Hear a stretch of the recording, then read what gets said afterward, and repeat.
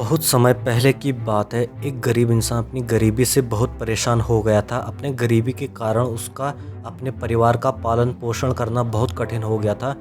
एक पत्नी और 2 बच्चों के भरण पोषण के बोझ ने उसके मन में उथल-पुथल मचा दी थी। इसी उथल-पुथल के चलते उसने घर छोड़कर भाग जाने का निर्णय ले लिया था और एक रात वह चुपचाप अपना घर परिवार छोड़कर चला गया।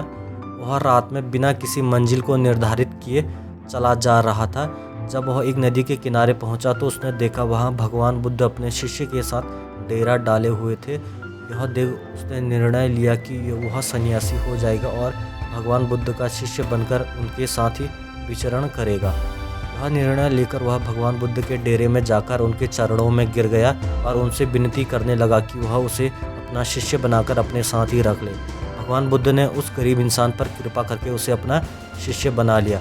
उसके बाद जब भगवान बुद्ध का काफिला आगे बढ़ा तो वह भी उनके साथ ही चल पड़ा। गर्मी का महीना था। भगवान बुद्ध का काफिला चलता ही जा रहा था। जब वह एक जंगल में पहुंचे तो सभी लोग पेड़ के नीचे विश्राम करने के लिए रुक गए।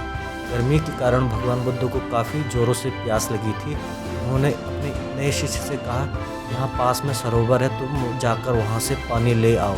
भगवान बुद्ध का आदेश सुनकर वह सरोवर में पानी लेने चल पड़ा।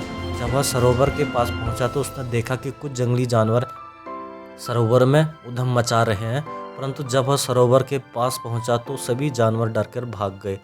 उस शिष्य ने सरोवर के पास जाकर देखा कि सरोवर का पानी जानवरों के उधम मचाने के कारण गंदा हो गया था। सरोवर का कीचड़ और सड़े गले पत्ते बहकर ऊपर आ गए थे। इतना गंदा पानी देखकर वह बिना पानी के ही वापस आ गया और भगवान बुद्ध से बोला कि भगवान, उस सरोवर में तो गंदा पानी था, उसे तो पिया ही नहीं जा सकता। शिष्य की बात सुनकर भगवान बुद्ध कुछ देर तक कुछ नहीं बोले, फिर उससे कहा, जाओ जाकर उसी सरोवर से पानी ले आओ। भगवान बुद्ध का आदेश सुनकर वह शिष्य पानी लेने तो चला, परंतु मन में यही सोचता जा रहा था कि भगवान बुद्ध इतने गंदे पानी को कैसे पिएंगे।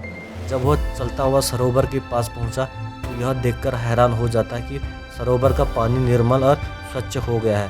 वह पानी लेकर भगवान बुद्ध के पास आता है और उनसे यह प्रश्न करता है कि थोड़ी ही देर में सरोवर का पानी इतना साफ कैसे हो गया। तब भगवान बुद्ध ने उसे समझाते हुए कहा, जब जानवर पानी में उधम मचा रहे थे तब उसका भी कीचड़ ऊपर आ गया था, परंतु कुछ देर शांत रहने पर कीचड़ वापस नीचे बैठ गया और पानी फिर से निर्मल हो गया। इसी प्रकार हमारे मन की स्थिति भी होती है।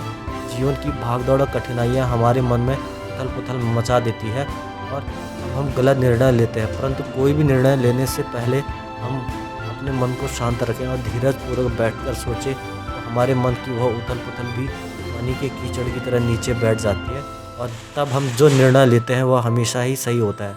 इसलिए बुरे समय में इंसान को धीरज नहीं खोना चाहिए। भगवान बुद्ध का यह उपदेश उसके समझ में आ जाता है और वह शांति से बैठकर सोचता है तो उसे यह आभास हो जाता है कि उसने घर छोड़कर गलत फैसला लिया था और वह भगवान बुद्ध से आज्ञा लेकर अपने घर चला जाता है।